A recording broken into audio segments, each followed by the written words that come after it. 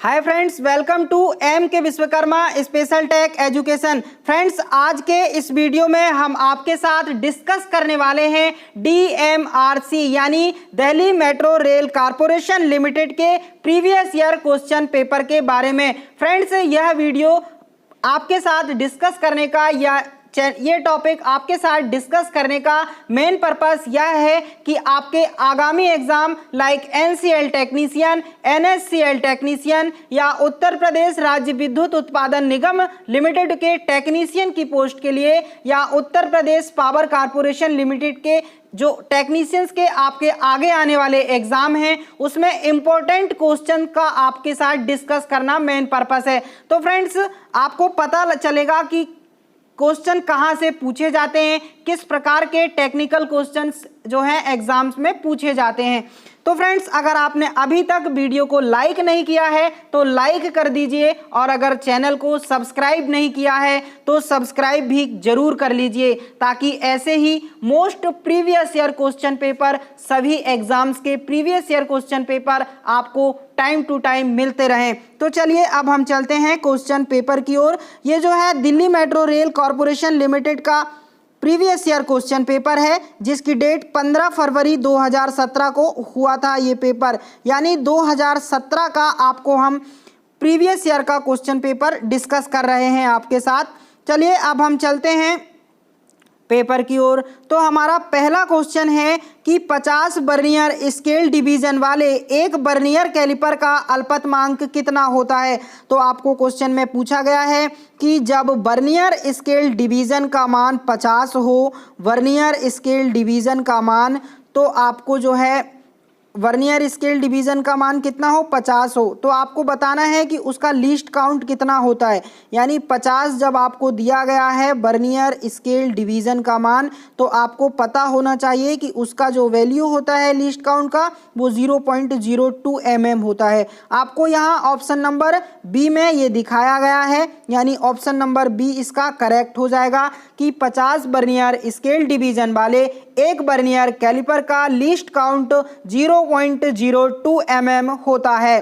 Friends, अगला question है shaft shoulder की संरचना क्या है। आपको शाफ्ट शोल्डर की संरचना के बारे में पूछा गया है कि कौन कौन से जो धातु होते हैं कितने कितने प्रतिशत उसमें मिक्स्ड होते हैं। तो आपको यहाँ ऑप्शन दिया गया है, तो ऑप्शन नंबर डी में दिखाया गया है कि लेड यानी सीसा और टिन दोनों 50-50% जो है मिले होते हैं। यानी इसका यही करेक्ट आंसर है कि शाफ्ट शोल्डर की जो संरचना होती है उसमें 50% लेड होता है और 50% टिन होता है। तो ये परसेंटेज की वैल्यू आपसे यहाँ पूछा जाता है, और ये काफ़ी इंपॉर्टेंट क्वेश्चन है, आपको बहुत सारे एग्जाम में देखने को मिलेगा।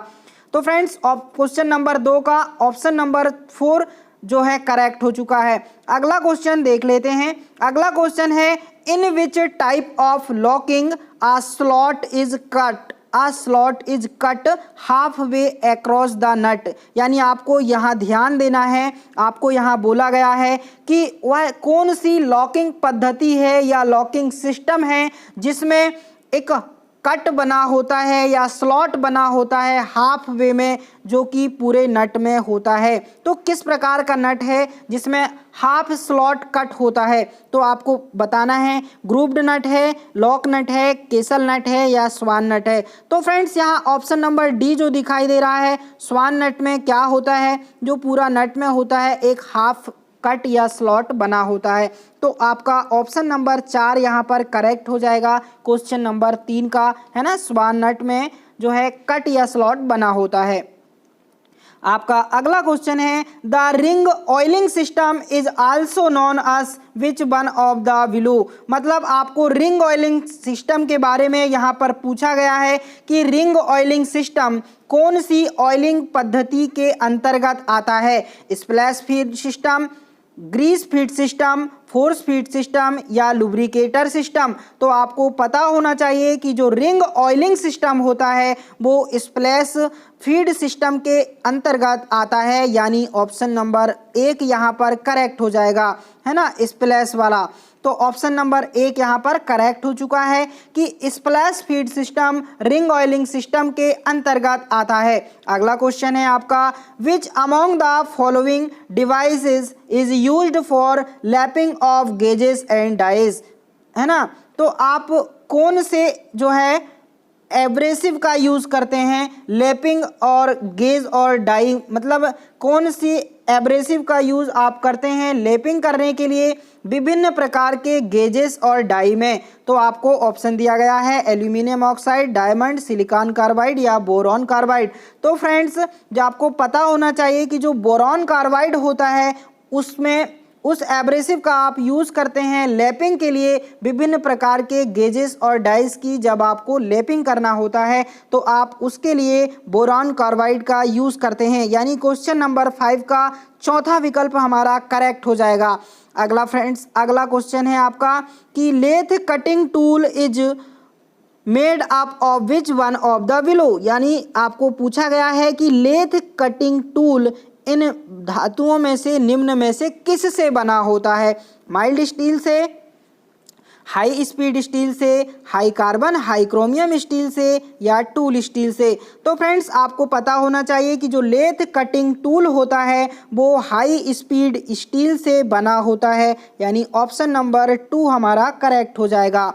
अगला क्वेश्चन है, the purpose of non return valve is to permit water in which one of the ways, यानी नॉन रिटर्न वाल्व का पर्पस क्या है, वो कितने वे में आपको वाटर या पानी जाने की परमिशन प्रदान करता है, 2 वे फ्लो में, 3 वे फ्लो में, 1 वे फ्लो में या 4 वे फ्लो में। तो जो नॉन रिटर्न वाल्व है वो 1 वे फ्लो में आपको वाटर जाने की या वाटर कंट्रोल करने की अनुमति प्रदान करता है। तो ऑप्शन नंबर 3 हमारा यहाँ पर करेक्ट हो जाएगा क्वेश्चन नंबर 7 का, है ना। अगला क्वेश्चन है, the purpose of gate valve, the purpose of gate valve is to permit water flow in which one of the following direction, यानी आपको गेट वाल्व के बारे में पूछा गया है और आपको बताना है कि कौन से डायरेक्शन में इसका यूज़ किया जाता है। तो आपको स्ट्रेट लाइन ही दिखाई दे रहा है, पहला ऑप्शन यही इसका करेक्ट आंसर होगा कि the purpose of gate valve is to permit water flow in straight line in the following direction. तो यही स्ट्रेट लाइन वाले डायरेक्शन में जो है गेट वाल्व काम करता है। अगला क्वेश्चन है आपका, what is the main purpose of annealing. Friends, annealing के बारे में आपको फिर यहाँ क्वेश्चन पूछ लिया गया, तो आपको पता होना चाहिए कि एनेलिंग की अगर बात की जाए तो सॉफ्टन द स्टील इसका करेक्ट आंसर होता है, यानी मृदुता में वृद्धि करने के लिए, है ना, इंक्रीज सॉफ्टनेस करने के लिए हम क्या करते हैं, एनेलिंग करते हैं, और यही इसका करेक्ट आंसर हो जाएगा। अगला क्वेश्चन देखते हैं, ऑक्सीजन सिलेंडर किस रंग का होता है। तो ऑक्सीजन सिलेंडर किस रंग का होता है, काला रंग का होता है। ये सभी को लगभग पता ही होता है कि ऑक्सीजन सिलेंडर का रंग कैसा होता है, काला होता है। तो ऑप्शन नंबर यहाँ पर बी हमारा करेक्ट हो जाएगा। अगला क्वेश्चन है कि in which type of locking a split pin is used for locking purpose, यानी आपको यहाँ पर अलग अलग नट के टाइप दिए गए हैं, जैसे स्वान नट, ग्रूव्ड नट, लॉक नट या केसल नट। तो आपको बताना है कि इनमें स्पिल्ट पिन का यूज़ किस में करते हैं। तो आपको जो है पता होना चाहिए कि जो हमारा केसल नट होता है उसमें हम स्पिल्ट पिन का यूज़ करते हैं, यानी ऑप्शन नंबर 4 हमारा करेक्ट हो जाएगा। अगला क्वेश्चन है, कार्य की वजह से उत्पन्न आंतरिक दोष या तनाव को दूर करने की प्रक्रिया को निम्नलिखित में से किस शब्द द्वारा व्यक्त किया जाता है। तो ऑप्शन आपको दिया गया है हार्डनिंग, नॉर्मलाइजिंग, टेम्परिंग या एनेलिंग। तो आपका यहाँ पर ऑप्शन नंबर बी करेक्ट हो जाएगा या 2 करेक्ट हो जाएगा कि जो नॉर्मलाइजिंग होता है कार्य की वजह से उत्पन्न आंतरिक दोष या तनाव को दूर करने की प्रक्रिया को कहा जाता है। तो आपका ऑप्शन नंबर 2 यहाँ करेक्ट हो चुका है ना। अगला क्वेश्चन है आपका, इस चित्र को देखें और आपको बताना है कि किस प्रकार का नट ये यहाँ पर दिया गया है। यहाँ पर आपको एक नट का सिंबल दिया गया है और आपको ये बताना है कि ये आखिर किस प्रकार का नट है। तो ये बताना है स्वान नट है, ग्रूव नट है, लॉक नट है या कैसल नट है। तो आपको ऑप्शन नंबर 3 यहाँ दिख जाता है, यानी ये लॉक नट है। तो ऑप्शन नंबर 3 इसका करेक्ट हो जाएगा। अगला क्वेश्चन है, in the anti friction bearing the races are made of which one of the below, यानी जो एंटी फ्रिक्शन वेयरिंग होते हैं उनके रेसेस जो होते हैं, रेसेस वो किस धातु के बने होते हैं। तो आपको यहाँ ऑप्शन दिया गया है mild steel, high carbon steel, Chrome निकल स्टील या हाई स्पीड स्टील। तो जो एंटी फ्रिक्शन वेयरिंग होती हैं उनके इनर रेस या आउटर रेसेस की अगर बात की जाए तो वो क्रोम निकेल स्टील के बने होते हैं, यानी ऑप्शन नंबर सी यहाँ पर आपका या ऑप्शन नंबर 3 यहाँ पर आपका करेक्ट हो जाएगा। अगला क्वेश्चन है, धातु काटने की छेनी निम्नलिखित में से किस से बनी होती है? High speed steel, low carbon steel, high carbon steel या लो एलॉय स्टील। तो फ्रेंड्स इसका करेक्ट आंसर हो जाएगा कि धातु काटने की छेनी हाई कार्बन स्टील से बनी होती है, यानी जो धातु काटने की छेनी होती है वो आपके हाई कार्बन स्टील से बनी होती है। अगला क्वेश्चन है, what material is used for manufacturing of gears, यानी गियरों का निर्माण करने के लिए आप किस मटेरियल का यूज़ करते हैं या गियर जो हैं किस धातु से बनाए जाते हैं, आपको यहाँ क्वेश्चन पूछा गया है। Option A cast iron, high speed steel, mild steel या टूल स्टील। तो फ्रेंड्स ये क्वेश्चन जो है मेटल से लिया गया है और बहुत इंपॉर्टेंट क्वेश्चन है। आपको पता होना चाहिए कि जो गियर का हम मैन्युफैक्चर करते हैं वो कास्ट आयरन से करते हैं, यानी आपका ऑप्शन नंबर ए यहाँ पर करेक्ट हो जाएगा कि कास्ट आयरन से हम गियरों का निर्माण करते हैं। अगला क्वेश्चन है, मैटिंग पार्ट्स के बीच रिक्त स्थान को निम्नलिखित में से किसके द्वारा मापा जाता है? आपको जब कभी मैटिंग पार्ट्स के बीच गैप का मापन करना होगा तो आप किस गेज का यूज़ करेंगे? फीलर प्रमापी गेज, वायर प्रमापी गेज, पिच गेज या रेडियस गेज। तो फ्रेंड्स दो मैटिंग पार्टों के बीच गैप चेक करने के लिए आप फीलर गेज का यूज़ करते हैं। ये बहुत इंपॉर्टेंट क्वेश्चन है, आपको हर एग्जाम में देखने को मिलेगा। अगला क्वेश्चन है, which one of the following is a best example of solid lubricant, यानी सॉलिड लुब्रिकेंट का आपको यहाँ पर एग्जाम्पल पूछा गया है कि बताइए कि सॉलिड लुब्रिकेंट का उदाहरण क्या है। तो वहाँ पर आपको ग्रेफाइट दिखाई दे रहा है जो कि सॉलिड लुब्रिकेंट का एग्जाम्पल है ना। तो यहाँ जो ऑप्शन नंबर 2 है आपका ये करेक्ट हो जाएगा कि सॉलिड लुब्रिकेंट का उदाहरण ग्रेफाइट है। अगला क्वेश्चन है, the degree of fluidity of a liquid is a property of which one of the following lubricants, यानी आपको यहाँ पूछा गया है कि फ्लूइडिटी की डिग्री जो होती है लिक्विड प्रॉपर्टी के अकॉर्डिंग जो लुब्रिकेंट में होती है उसको क्या कहते हैं आप? तो आपको विस्कोसिटी यहाँ पर ऑप्शन नंबर 4 में दिखाई दे रहा है। ये विस्कोसिटी को डेफिनेशन है या विस्कोसिटी की डेफिनेशन या परिभाषा, इसको ये परिभाषा पूछा गया है और बताया गया है कि ये किसकी परिभाषा है, ये आपको पूछा है। तो यहाँ पर ये विस्कोसिटी की परिभाषा है, ऑप्शन नंबर 4 आपका करेक्ट हो जाएगा। अगला क्वेश्चन है आपका, size of a lathe is specified by which one of the below, यानी आप लेथ का साइज को कैसे स्पेसिफाई करते हैं आपको पूछा गया है। स्पीड से, टेपर कटिंग से, सेंटर हाइट से या कटिंग ऑफ डेप्थ से। तो डियर फ्रेंड्स जब कभी आपको लेथ मशीन के साइज का स्पेसिफिकेशन देना हो तो आप सेंटर हाइट से उसके साइज का स्पेसिफाई करते हैं। तो ऑप्शन नंबर 3 यहाँ पर आपका करेक्ट हो जाएगा। अगला क्वेश्चन है कि दिए गए पेंच की पिच का मापन करने के लिए निम्नलिखित में से किसका उपयोग किया जाता है? तो दिए गए जो पेंच है उसमें अगर हमें पिच का मापन करना होगा तो हम सिंपली स्क्रू पिच गेज का यूज़ करेंगे और ये हमारे ऑप्शन नंबर 1 में मिल जाता है, यानी यही इसका करेक्ट आंसर है। अगला क्वेश्चन है, विषम भुजा वाले कैलिपर यानी ऑड लेग कैलिपर का क्या उपयोग है? आप ऑड लेग कैलिपर का यूज़ क्यों करते हैं? तो आपको ऑप्शन दिया गया है बेलनाकार वस्तु के केंद्र का पता लगाने के लिए, बोर का व्यास ज्ञात करने के लिए, या बाहरी व्यास को मापने के लिए, या लंबाई मापने के लिए। तो आपको ऑप्शन नंबर 1 में कहा गया है कि बेलनाकार वस्तु के केंद्र का पता लगाने के लिए आप जो है ऑड लेग कैलिपर का यूज करते हैं, यानी ऑप्शन नंबर 1 आपका करेक्ट हो जाएगा। अगला क्वेश्चन है विच among the following is the movement of the honing machine during operation, यानी आपको यहाँ पर विभिन्न प्रकार के ये दिए गए हैं, डायरेक्शन दिए गए हैं, हॉरिजेंटल, वर्टिकल एंड रेसिप्रोकेटिंग और वर्टिकल। तो आपको बताना है कि होनिंग मशीन का ऑपरेशन के दौरान जो मूवमेंट होता है वो कैसा होता है। तो आपको होनिंग मशीन के अगर मूवमेंट के बारे में पूछा जाए, ये भी बहुत इंपॉर्टेंट क्वेश्चन है। इसका करेक्ट आंसर क्या होता है? वर्टिकल एंड रेसिप्रोकेटिंग इसका मूवमेंट होता है जब होनिंग मशीन से ऑपरेशन किया जाता है, तो है ना।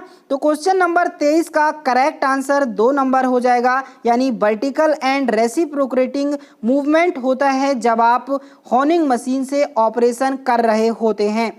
आपका अगला क्वेश्चन है क्वेश्चन नंबर 24वां कि किस कटिंग मशीन में मोटर की घूर्णन गति को एक क्रैंक प्रणाली द्वारा रैखिक गति में बदला जाता है। किस कटिंग मशीन में मोटर की घूर्णन गति को एक क्रैंक प्रणाली द्वारा रैखिक गति में बदला जाता है? कंटूरशा, वृत्ताकार आरी, पावर हेक्सा या क्षैतिज बैंड आरी। तो आपका यहाँ पर जो ऑप्शन नंबर 3 है यानी पावर हेक्सा इसका करेक्ट आंसर हो जाएगा, यानी आप पावर हेक्सा का यूज़ करके कटिंग मशीन में मोटर की घूर्णन गति को एक क्रैंक प्रणाली द्वारा रैखिक गति में बदलने का काम करते हैं, यानी आपको power hexa option number 3 correct हो जाएगा। अगला क्वेश्चन है आपका which one of the following bearings carry vertical thrust load, यानी आपको वर्टिकल थ्रस्ट लोड में किस प्रकार की ये बीयरिंग यूज़ करना है आपको यहाँ पूछा गया है। तो जब कभी आपको वर्टिकल थ्रस्ट लोड वाली बीयरिंग का यूज़ करना हो, यानी जहां आपका वर्टिकल थ्रस्ट लोड पड़ता है, तो आप वहां किस प्रकार की बीयरिंग का यूज़ करेंगे आपको ये पूछा गया है। तो यहाँ पर आपको दिया गया है needle bearing, roller bearing, thrust ball bearing या बॉल बीयरिंग। तो आपका करेक्ट आंसर हो जाएगा थ्रस्ट बॉल बीयरिंग, यानी आप थ्रस्ट बॉल बीयरिंग का यूज़ करेंगे जहां आपका वर्टिकल थ्रस्ट लोड पड़ता होगा। तो फ्रेंड्स 25वें नंबर का ऑप्शन नंबर 3 जो है करेक्ट हो चुका है। अगला क्वेश्चन देखते हैं which type of gear set is used to change rotary into linear movement and vice versa, यानी आपको बोला गया है कि वह कौन सा प्रकार का गियर सेट है जो रोटरी मोशन को लीनियर मोशन में बदलने का काम करता है। तो आपको यहाँ पर गियर के प्रकार दिए गए हैं, bevel gear, hypoid gear, rack and pinion या स्पर गियर। तो डियर फ्रेंड्स आपको पता होना चाहिए कि जो आपका रैक एंड पिनियन होता है ये क्या करता है, लीनियर मोशन से रोटरी मोशन में या रोटरी मोशन को लीनियर मोशन में चेंज करने का ये काम करता है, यानी आपका ऑप्शन नंबर 3 यहाँ पर करेक्ट हो जाएगा, है ना। आपका अगला क्वेश्चन है खुली बेल्टिंग में बड़ी घिरनी, बड़ी पुल्ली का जो व्यास है आपका 40 सेंटीमीटर है, छोटी पुल्ली का व्यास 30 सेंटीमीटर है और आपको दोनों पुल्ली के केंद्रों के बीच की दूरी 500 सेंटीमीटर दी गई है। तो आपको ओपन बेल्ट की लंबाई क्या है बताना है। तो फ्रेंड्स आपको यहाँ सिंपली क्या करना है, ओपन बेल्ट की लंबाई का सूत्र लगाना है। तो आपको पता होगा कि ओपन बेल्ट की जो ओपन बेल्ट ड्राइव का फॉर्मूला होता है L बराबर 2C plus 1.57 capital D plus small d plus capital D minus small d पूरे का होल स्क्वायर अपान 4C। तो आपको यहाँ पर जो है कैपिटल D का वैल्यू दिया गया है 40, स्मॉल d का भी दिया गया है 30 और आपको C का वैल्यू भी दिया गया है, यानी दोनों पुल्ली के केंद्रों के बीच की दूरी को हम सेंटर से स्पेसिफाई करते हैं। तो ये आपकी वैल्यू कितनी दी गई है, 500 सेंटीमीटर दी गई है। तो आपको इस फॉर्मूले में ये वैल्यू पुट कर देनी है, तो आपका जो करेक्ट आंसर निकल के आएगा वो 1110 सेंटीमीटर निकल के आएगा। तो आपका ये ऑप्शन जो है करेक्ट हो जाएगा आप जब फॉर्मूले में रखकर सॉल्व करेंगे तो। ठीक है, अगर आपको किसी प्रकार की सॉल्व करने में दिक्कत होती है तो आप हमें कमेंट बॉक्स में लिखकर इसका सॉल्यूशन पूछ सकते हैं। अगला क्वेश्चन है कि इनसाइड माइक्रोमीटर का प्रयोग निम्नलिखित में से किस स्तर की सटीकता मापने के लिए किया जाता है। आपको इनसाइड माइक्रोमीटर का प्रयोग बताना है कि कितने mm तक आप माप सकते हैं। तो आपको ऑप्शन नंबर बी में दिखाई दे रहा है 0.01 mm की सटीकता तक आप जो है इनसाइड माइक्रोमीटर से मापन कर सकते हैं, यानी आपका ऑप्शन नंबर 2 यहाँ पर करेक्ट हो जाएगा।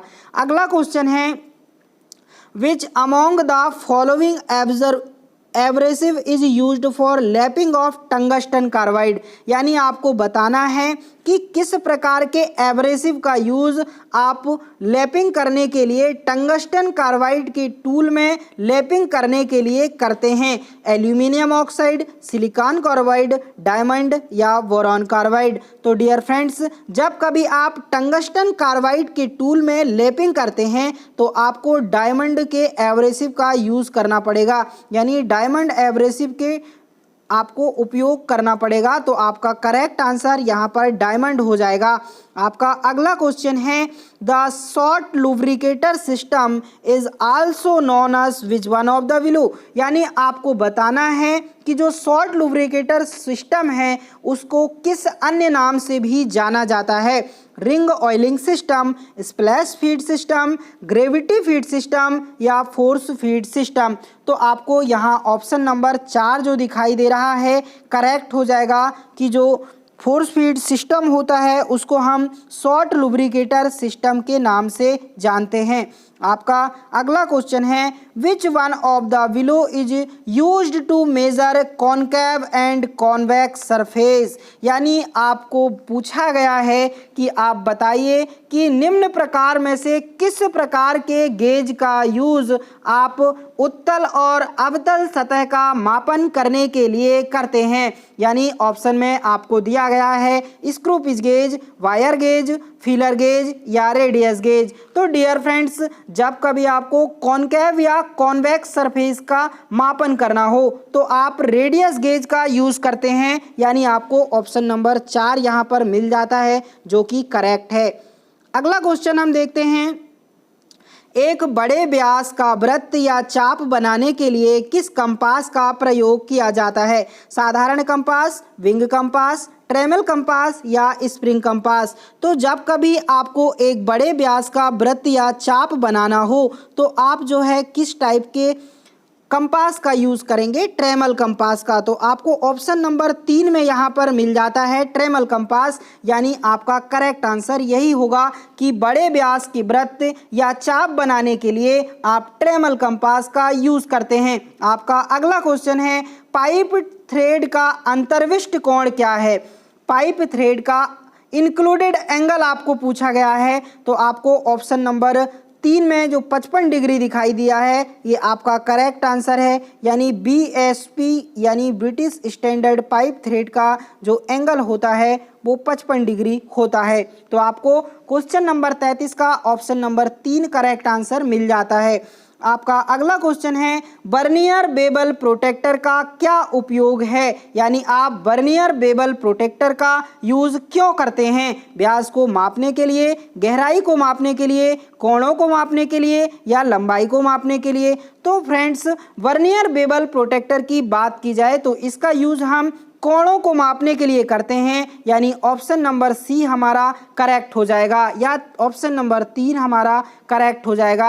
आपका अगला क्वेश्चन है लेथ मशीन में प्रयुक्त गियर सेट को क्या कहा जाता है। लेथ मशीन में जो प्रयुक्त गियर सेट होते हैं उन्हें आप बेवल गियर कहते हैं या इंटरमीडिएट गियर कहते हैं या गियर ट्रेन कहते हैं या स्पर गियर कहते हैं।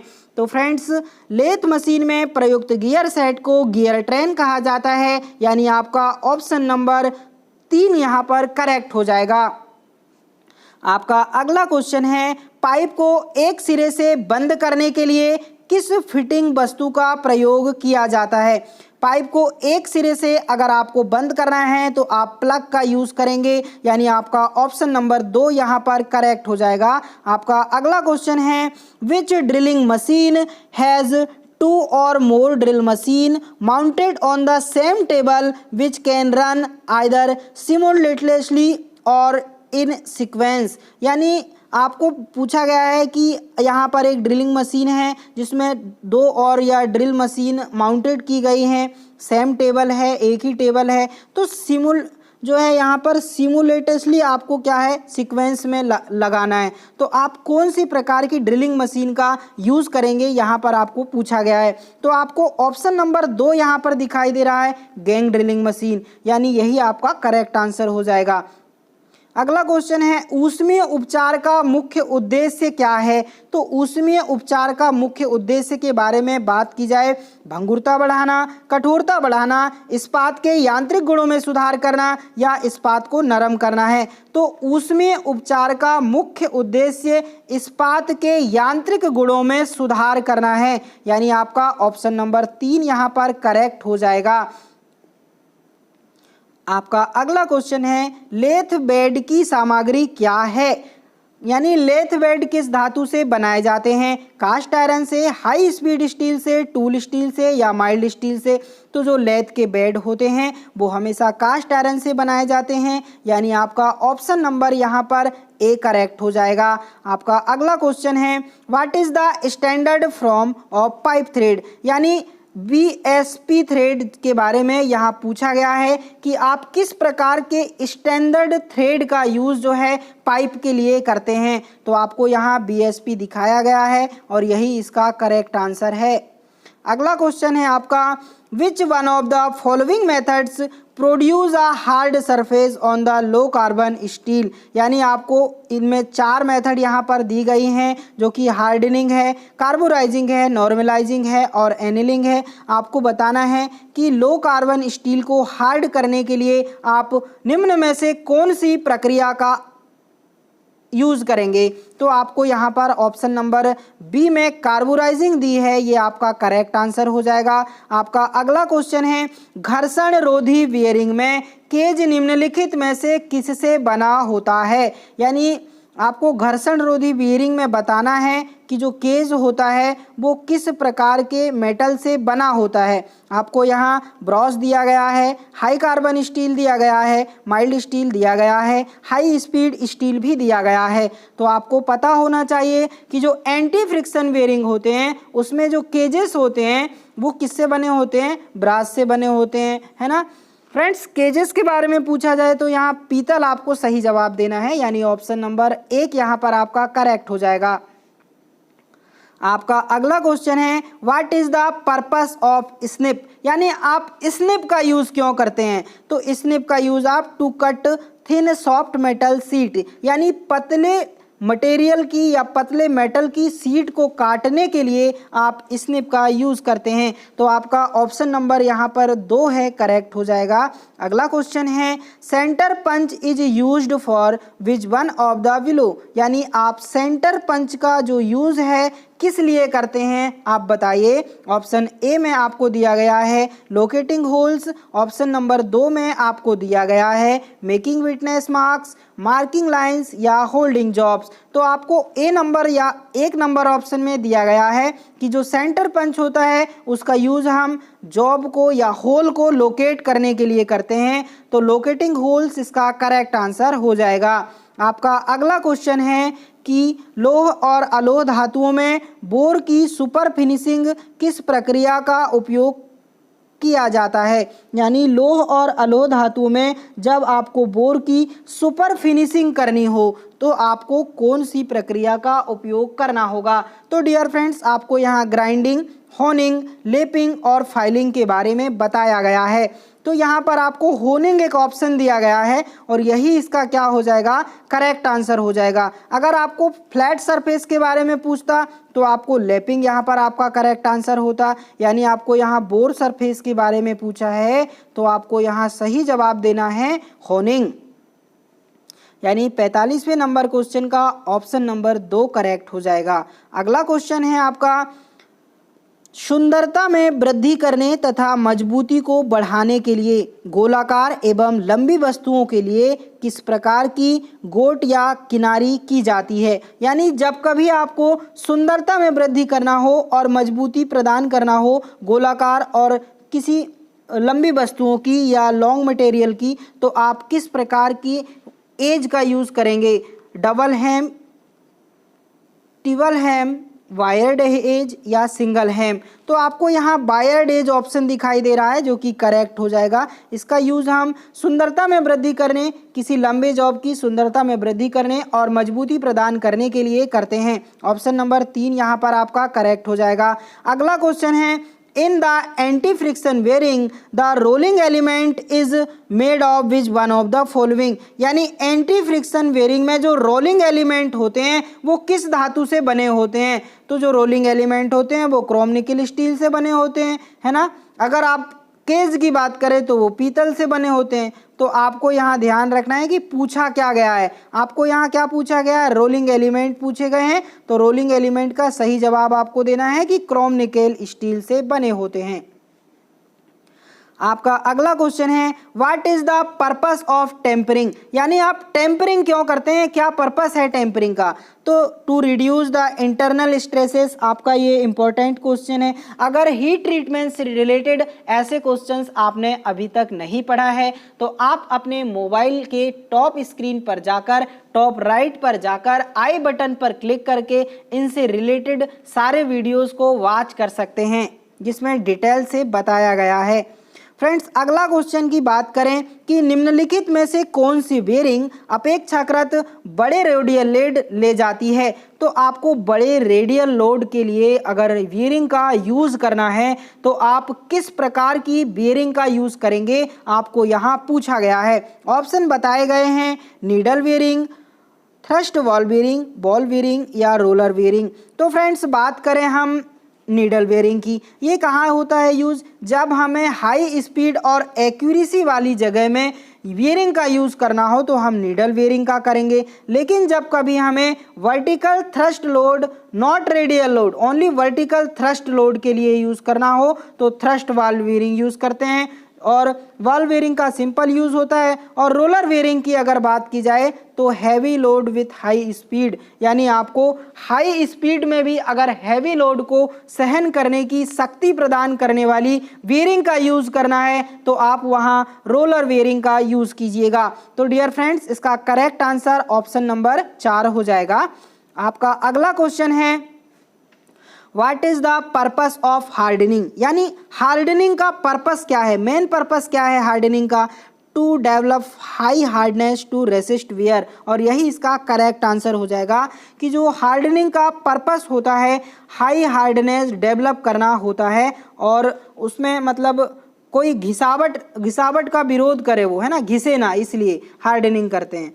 तो डियर फ्रेंड्स, इसका ऑप्शन नंबर 1 करेक्ट हो जाएगा। अगला क्वेश्चन है, कास्ट आयरन या ढलवा लोहा निम्नलिखित में से किसका उत्पाद है। Cupola furnace, induction furnace, open hearth furnace या इलेक्ट्रिक आर्क फर्नेस। तो जो आपका कास्ट आयरन दिया गया है ये कपोला फर्नेस का एग्जाम्पल है, यानी आपको ऑप्शन नंबर ए यहाँ मिल जाता है जो कि करेक्ट है। आपका अगला क्वेश्चन है, which one of the following connects two shaft together in order to transfer rotary motion from one of the other.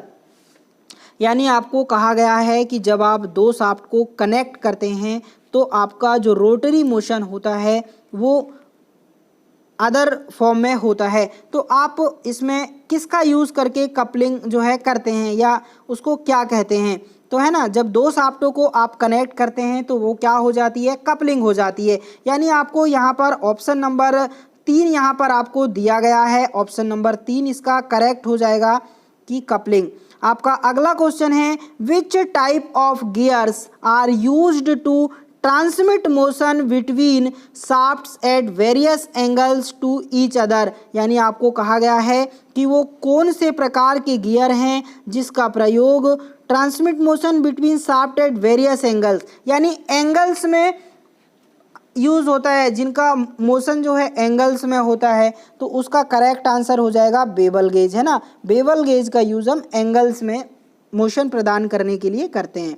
आपका अगला क्वेश्चन है which one of the following universal joints allow positive transmission of power at larger angle, यानी आपको यहाँ पर positive transmission drive के बारे में पूछा गया है जो कि यूनिवर्सल जॉइंट भी है। तो आपका यूनिवर्सल कपलिंग इसका करेक्ट आंसर हो जाएगा, यानी ऑप्शन नंबर 3 यहाँ पर आपका सही हो चुका है। आपका अगला क्वेश्चन है कि जब N1 चालक गियर का घूर्णन गति प्रति मिनट या आरपीएम है, N2 चलित गियर का आरपीएम है, T1 चालक गियर में दांतों की संख्या और T2 चलित गियर में दांतों की संख्या है, तो गियर ट्रेन में वेग अनुपात का सूत्र ज्ञात करना है, यानी आपको वेलोसिटी रेशो बताना है। ठीक है, तो आपको वेलोसिटी रेशो का फॉर्मूला पता होना चाहिए कि जो वेलोसिटी रेशो का फॉर्मूला होता है वो N1T1 बराबर N2T2 होता है। तो इसका ऑप्शन नंबर हमें 3 दिखाई दे रहा है जो कि करेक्ट है। आपका अगला क्वेश्चन अगला क्वेश्चन क्या है, wrought iron is the product of which one of the below, यानी आपको बताना है कि रॉट आयरन का निर्माण निम्न में से किस प्रकार की प्रोसेस में किया जाता है। आपको एलडी प्रोसेस दिया गया है, Bessemer process, open hearth process या पुडलिंग प्रोसेस दिया गया है। तो आपका करेक्ट आंसर हो जाएगा पुडलिंग प्रोसेस, यानी आप रॉट आयरन का निर्माण पुडलिंग प्रोसेस से करते हैं। आपका अगला क्वेश्चन है friends, which type of belt is used when the distance between the shaft is too short, तो आप किस प्रकार के बेल्ट का यूज़ करते हैं between the shaft is too short, यानी जब आपको कम लंबाई में यूज़ करना हो तो आप वी बेल्ट का यूज़ करते हैं, यानी आपका ऑप्शन नंबर बी यहाँ पर करेक्ट हो जाएगा। आपका अगला क्वेश्चन है, सरफेस प्लेट का उपयोग किसके लिए किया जाता है। सरफेस प्लेट का यूज़ आपको पूछा गया है कि आप आखिर सरफेस प्लेट का यूज़ क्यों करते हैं। तो सरफेस प्लेट का जो यूज़ है वो कार्य की समतलता का परीक्षण करने के लिए किया जाता है ना। तो ऑप्शन नंबर 3 यहाँ पर आपको करेक्ट मिल जाता है। आपका अगला क्वेश्चन है कि 50 mm डाया और 150 mm डाया के बीच के पाइपों को पकड़ने के लिए आप किसका प्रयोग करते हैं, यानी आपको 50 से 150 mm के पाइप को पकड़ना है, तो आप किसे प्रेफर करेंगे, चैन पाइप रिंच को या पाइप रिंच को या फिर फुटप्रिंट रिंच को या पाइप बाइस को। तो जब कभी आपको 50 से लेकर 150 mm के डायामीटर के बीच के पाइपों को पकड़ना होता है तो आप चेन पाइप रिंच का यूज़ करेंगे, यानी आपका ऑप्शन नंबर ए यहाँ पर करेक्ट हो जाएगा। आपका अगला क्वेश्चन है, फोर्ज्ड नरम इस्पात से बनी निहाई को निम्नलिखित में से किससे आच्छादित किया जाता है, यानी आपका जो फोर्ज्ड नरम इस्पात से बनी एनविल होती है आप वो किस धातु से बनाते हैं। तो आपको ऑप्शन दिया गया है, हाई कार्बन स्टील से बनाते हैं, माइल्ड स्टील से बनाते हैं, कास्ट स्टील से बनाते हैं या हाई स्पीड स्टील से बनाते हैं। तो यहाँ आपको नंबर ऑप्शन 3 दिया गया है कि कास्ट स्टील से आप उसका निर्माण करते हैं या उसे आच्छादित करते हैं। आपका अगला क्वेश्चन है, चादरी धातु या सीट मेटल की मोटाई को निम्नलिखित में से किसके द्वारा मापा जाता है। जो चादरी धातु होती है या सीट मेटल की मोटाई को हम किससे, वायर गेज से मापते हैं, यानी आपका ऑप्शन नंबर 3 यहाँ पर करेक्ट हो जाएगा। आपका अगला क्वेश्चन है कि किस पावर ट्रांसमिशन में स्लीपेज होते हैं। आपको बताना है कि यहाँ पर पावर ट्रांसमिशन के प्रकार दे दिए गए हैं आपको कि बेल्ट में, चेन में, स्प्रोकेट में या गियर में। तो आपको ये बताना है कि किस प्रकार के पावर ट्रांसमिशन में स्लीपेज होता है। तो स्लीपेज मेरे फ्रेंड्स किस में होता है, बेल्ट में होता है, यानी आपका ऑप्शन नंबर 1 यहाँ पर करेक्ट हो जाएगा। आपका अगला क्वेश्चन है, मध्यम कार्बन इस्पात में कार्बन अवयव के सही विकल्प का चयन करें, यानी आपको मीडियम कार्बन स्टील में कितना कार्बन होता है वो सही जवाब आपको देना है। तो यहाँ पर ऑप्शन नंबर डी आपको दिखाई रहा है कि 0.3 से लेके 0.75 तक प्रतिशत तक मीडियम कार्बन स्टील में कार्बन होता है, यानी ऑप्शन नंबर 4 यहाँ पर आपका करेक्ट हो जाएगा। आपका अगला क्वेश्चन है, निम्नलिखित में से किस अपघर्षक का प्रयोग अलोह धातुओं की लैपिंग के लिए किया जाता है। आपको विभिन्न प्रकार के एब्रेसिव का यहाँ पर दिया गया है। आपको बताना है कि अलोह धातुओं की लैपिंग के लिए आप किस एब्रेसिव का यूज़ करते हैं, डायमंड का, सिलिकॉन कार्बाइड का, बोरॉन कार्बाइड का या एल्यूमिनियम ऑक्साइड का। तो आपको जब कभी अलोह धातुओं की लैपिंग करना हो तो आप एल्यूमिनियम ऑक्साइड का यूज़ करते हैं, यानी ऑप्शन नंबर आपका 4 करेक्ट हो जाएगा। आपका अगला क्वेश्चन है, हेक्सा ब्लेड निम्नलिखित में से किससे बना होता है। यानी आपको पूछा गया है कि वास्तव में जो हेक्सा ब्लेड होते हैं वो किस धातु से बनाए जाते हैं। आपको यहाँ हाई स्पीड स्टील जो है ऑप्शन में दिखाई दे रहा है कि जो हेक्सा ब्लेड होते हैं वो हाई स्पीड स्टील से बनाए जाते हैं।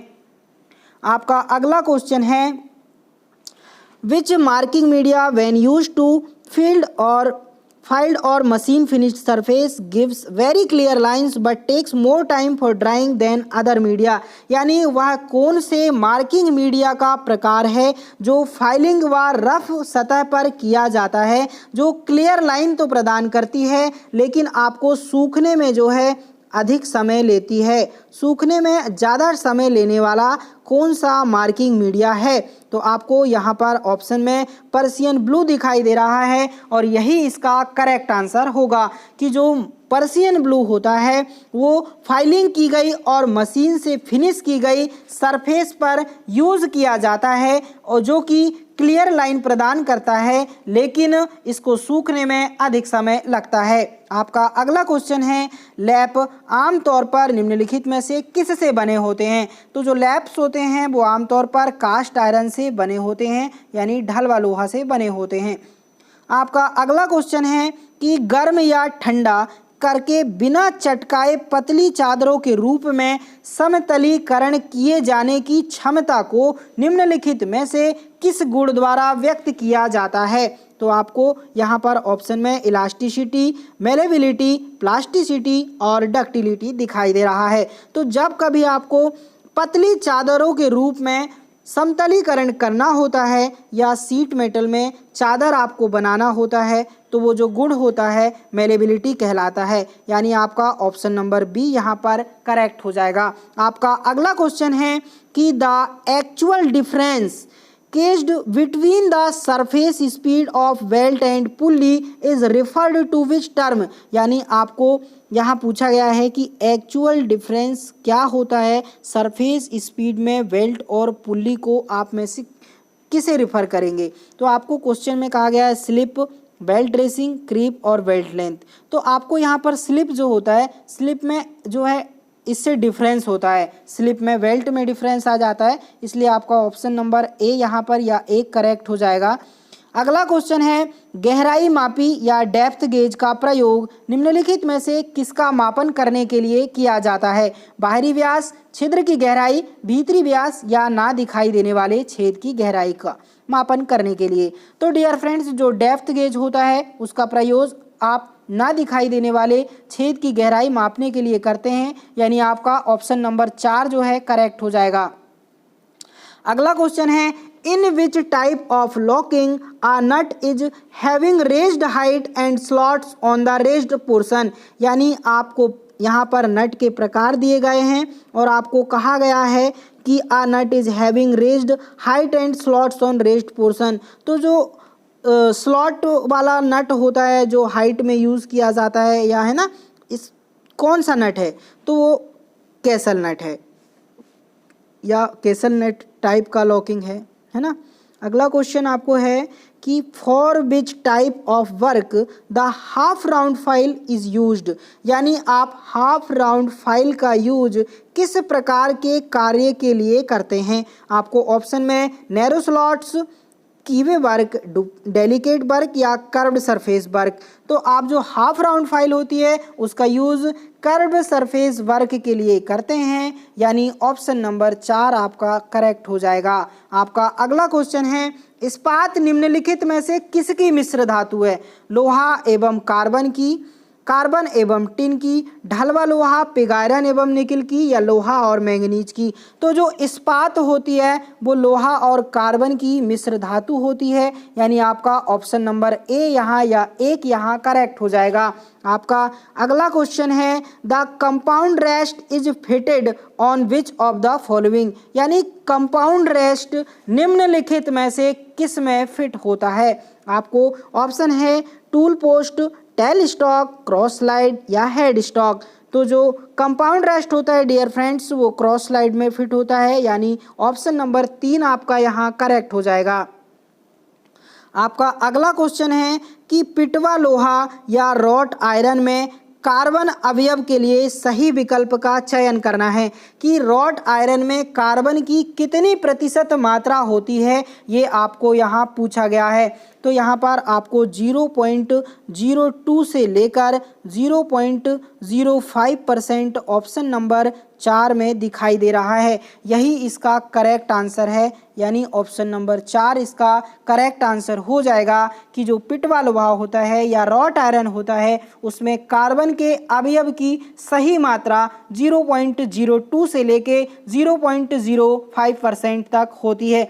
तो डियर फ्रेंड्स ये थे 75 टेक्निकल क्वेश्चंस जो कि डीएमआरसी के द्वारा 2017 में पूछे गए थे। आशा करते हैं कि ये वीडियो आपके लिए यूजफुल और हेल्पफुल होगा। अगर आपको वीडियो पसंद आया है तो आप वीडियो को लाइक कर दीजिए। चैनल को अगर आपने अभी तक सब्सक्राइब नहीं किया है तो सब्सक्राइब जरूर कर लीजिए, ताकि ऐसे ही मोस्ट इम्पॉर्टेंट वीडियो हम आपके लिए लेकर आते रहें।